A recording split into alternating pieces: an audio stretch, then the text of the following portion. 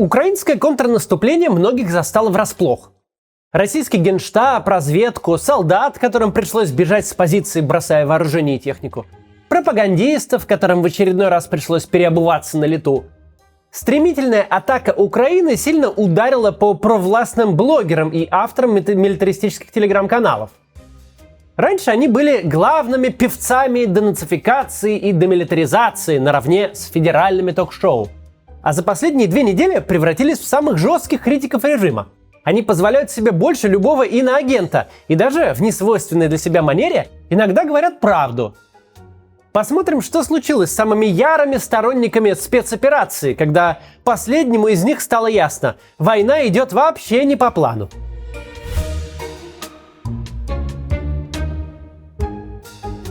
Мир провоенных телеграм-каналов – это десятки пабликов и личных блогов, которые рассказывают читателю о войне в Украине. Среди них есть и реальные военные корреспонденты государственных изданий, такие как Коц и Поддубный, и медийные персонажи с донбасской повесткой, типа Прилепина или Стрелкова, про которого я вам уже рассказывал в прошлом обзоре «Печали и пропаганды». Есть всякие аналитики и эксперты и мыслители, вроде бюджетной копии Дугина Егора Холмогорова, а также бесчисленное множество всяких анонимных каналов. Все они бесконечно репостят друг друга, ссылаются друг на друга и друг друга комментируют.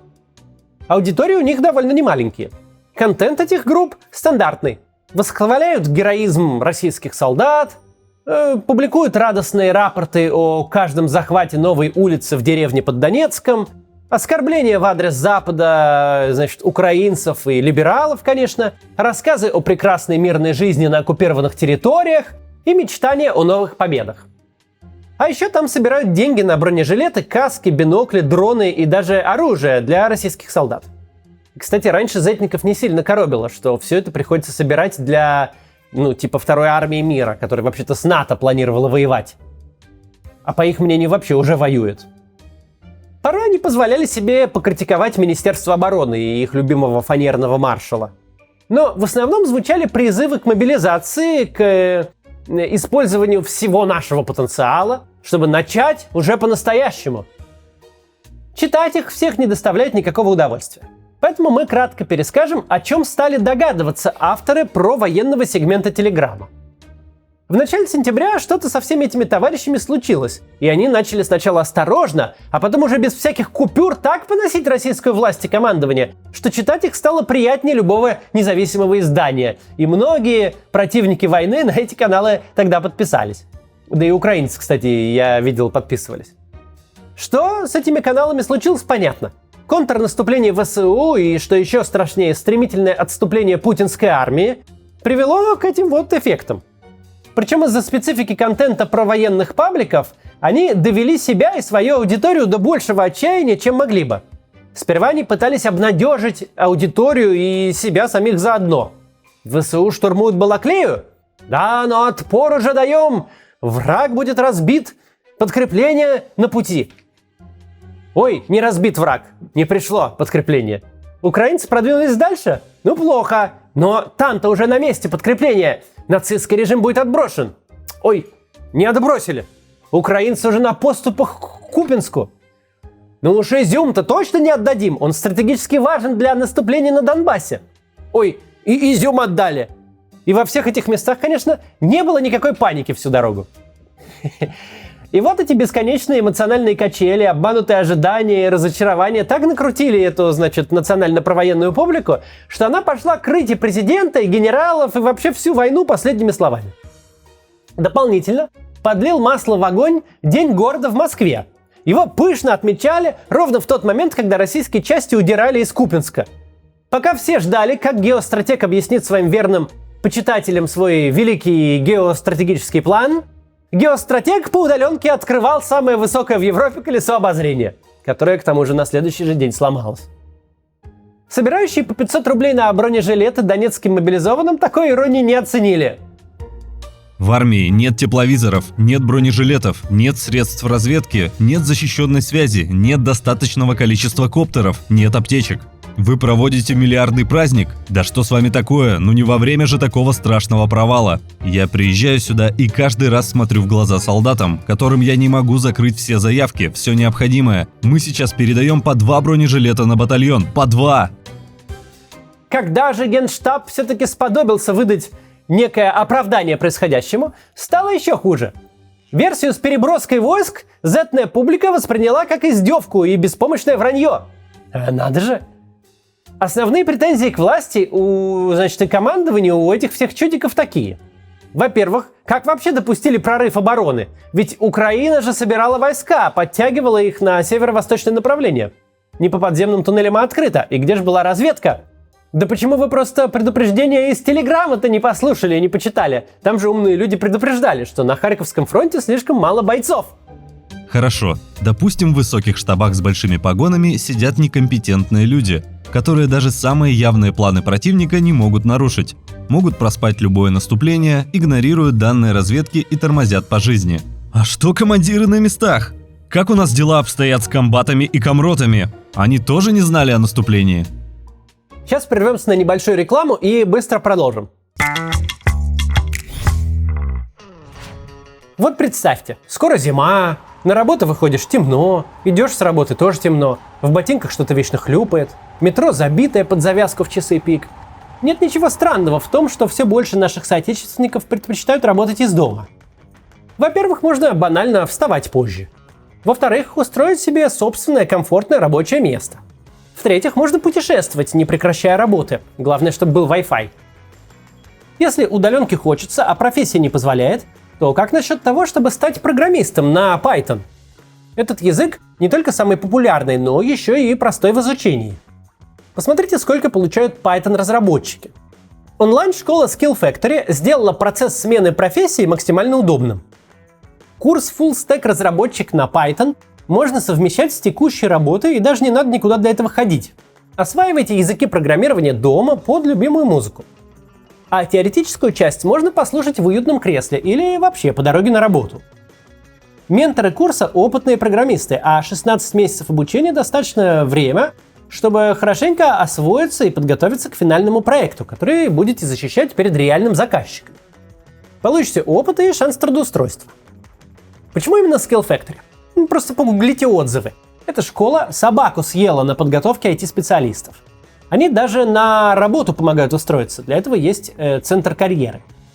По статистике, 81% студентов, которым сделали резюме в карьерном центре, получили приглашение на собеседование. По промокоду CATS получите скидку 45%. Переходите по ссылке в описании, меняйте профессию и повышайте качество своей жизни. Продолжаем. Про Z-каналы сегодня говорим. Вторая претензия из Телеграма. Почему вообще отступали без боя? Там же были боеспособные части. Да, мало, да, застали врасплох, но почему без боя отдали города, которые с таким трудом захватывали? Особенно сложно им всем далось отступление из Изюма, где группировка бежала отнюдь не маленькая.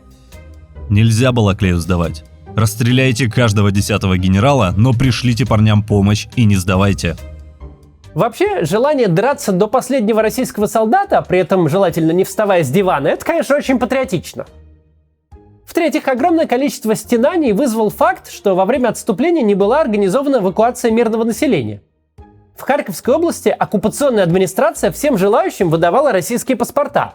И теперь военкоры совсем не безосновательно переживают, что всех, кто с Россией сотрудничал, и всех, кто успел получить ее паспорт, ждет украинская тюрьма. Давайте будем реалистами. Архинадежными будущими победителями мы после Балаклеи не выглядим, и люди доверять нам не будут. Но, конечно, начинать войну под лозунгом «своих не бросаем», чтобы потом всех бросить при первой же возможности, такое поведение командования произвело сокрушительное впечатление на сторонников операции. Заодно они оценили, сколько военной техники затрофеили ВСУ. Осмыслив свои сиюминутные претензии, почтенная публика пошла дальше и стала задавать более серьезные вопросы. Как можно было так планировать спецоперацию, что теперь приходится отступать? Зачем было вообще начинать войну, если нет ресурсов ее выиграть и неким удерживать захваченные территории? Почему это, собственно, не война, а спецоперация? Почему так медленно набирается подкрепление? События на Харьковском направлении с полным основанием можно назвать катастрофой, но далеко не случайной и точно уж не внезапной. Сейчас все задаются вопросом, как такое могло произойти. Ответ в принципе банален. Катастрофическая некомпетентность, желание скрыть реальное положение дел, игнорирование растущих угроз. О как! Кажется, чудики начали что-то понимать. Если у вас есть знакомые с подобными вопросами, можете им показать мои видео. Мы тут уже полгода как все ответы нашли. Сторонники войны гадают, что это вообще такое было, глупость или предательство? Дилемма русского. 11 сентября 2022 года. Первое. Нас предали. Второе. Наша армия не боеспособна. В Z-каналах очень быстро распространилась идея, что наступление Украины – это не стратегический просчет российского командования, а договорняк. Потому что ну как такая сильная армия, как российская, может терпеть такие разгромные поражения? Значит, войну просто решили слить какие-то силы наверху. Наверное, либералы. В общем, родилась классическая теория заговора, объясняющая все неудачи. Совсем не в пользу власти, надо сказать, кстати, объясняющая. Изюм и другие города Харьковской области были сданы властями РФ по предварительной договоренности. Это факт. Правда, мы на передовой узнали об этом последними. Досталось Кремлю за то, что нет мобилизации ни населения, ни экономики. А еще в войсках не проводится политическая работа. Безобразие. Солдаты, мол, не знают, зачем они воюют с Украиной. И где, собственно, украинский национализм. Неудивительно, что они не знают. Ведь существует он только в головах пропагандистов. В Украине увидеть его сложно. Это мы с вами только посты в телеграм-каналах обсуждали. В комментариях вообще открывается портал в ад. Ни на одном митинге власть не прикладывают так жестко, как там. Увы, российское командование нашло, чем порадовать свою преданную аудиторию. Оно сделало то, что делает каждый раз, когда на войне что-то идет не по плану. Усилило террор мирного населения Украины. Ракетные удары по энергетической инфраструктуре, по объектам тепло-, электро- и водоснабжения – это буквально месть мирным украинцам за успехи ВСУ на фронте. И знаете, помогло. Чудики вернулись в привычное русло. Злорадствовали над украинцами, требовали больше ударов, призывали вернуть Украину в каменный век и вспоминали, что вся инфраструктура построена еще при СССР, как будто ими лично. В общем, требовали больше крови. Но главное, чтобы это была не разовая акция на требования общества, а системная работа. Инфраструктура должна быть уничтожена. Украинское государство должно быть приведено к дисфункции. Электричество не право, а привилегия.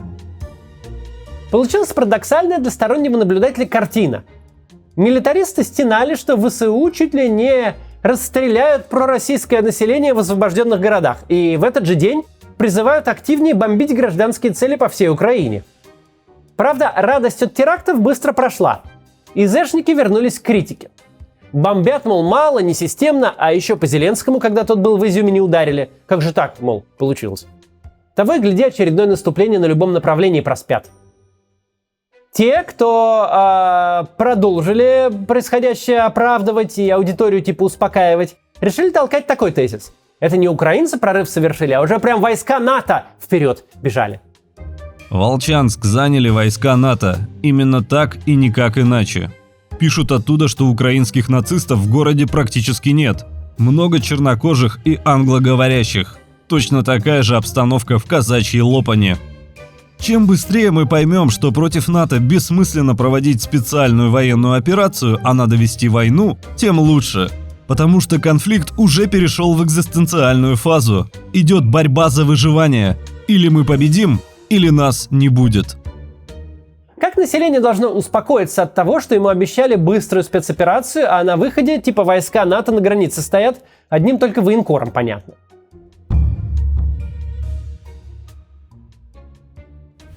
Почему это все мудачье прорвало именно сейчас? Потому что можно сколько угодно религиозно верить Путину, военкорам, сводкам Коношенкова и евразийской идее. У милитаристов реальность победила вместе с ВСУ на Харьковщине. Невозможно дурачить людей полгода и думать, что они прям совсем ничего не замечают. Замечают. Даже самые рьяные сторонники. Кажется удивительным, почему вчера у милитаристов Путин целцеликий император, а сегодня Иуда и коррупционер.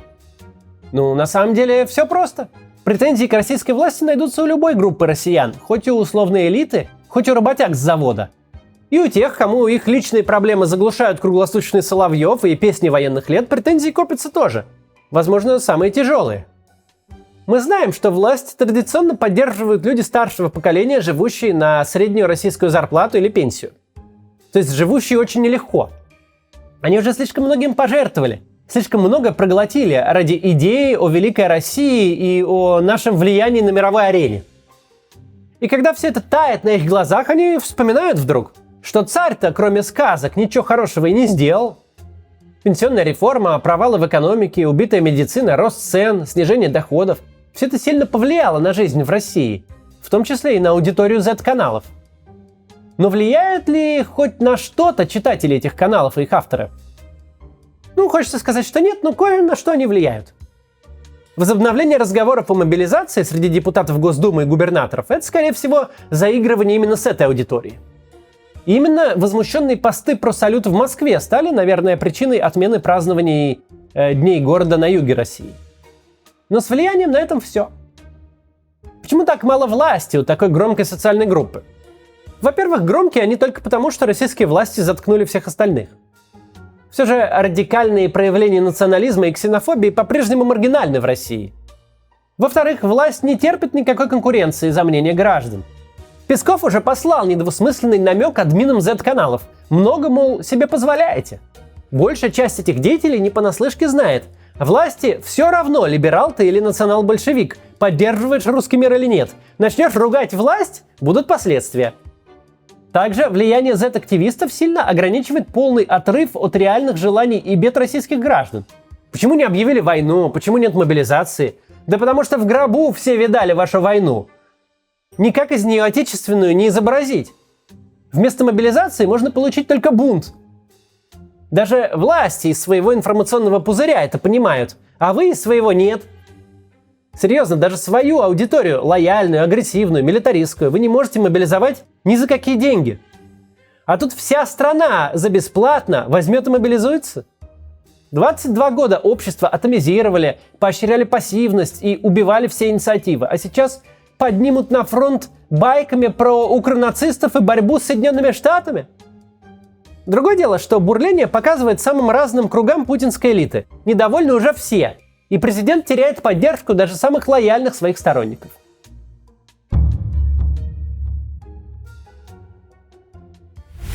Считается, что переломным моментом Вьетнамской войны стало тетское наступление, организованное Вьетконгом. Вьетнамцы его вообще-то проиграли и понесли ужасные потери, но оно перевернуло отношение американского общества. Бывшие сторонники войны задавались вопросами: а как так вышло, что противник, которого вы объявили без 5 минут разгромленным, атаковал сразу по всем фронтам? А о чем вы еще нам врали все это время? Возникли естественные совершенно вопросы. После этого перелома количество противников войны только росло, пока война не закончилась. Отличие текущего наступления Украины в том, что она его, во-первых, выиграла, а не проиграла, а во-вторых, оно еще не закончилось. Так что зетников ждет впереди много шокирующих откровений. И про войну, и про тех, кто ее затеял. До завтра.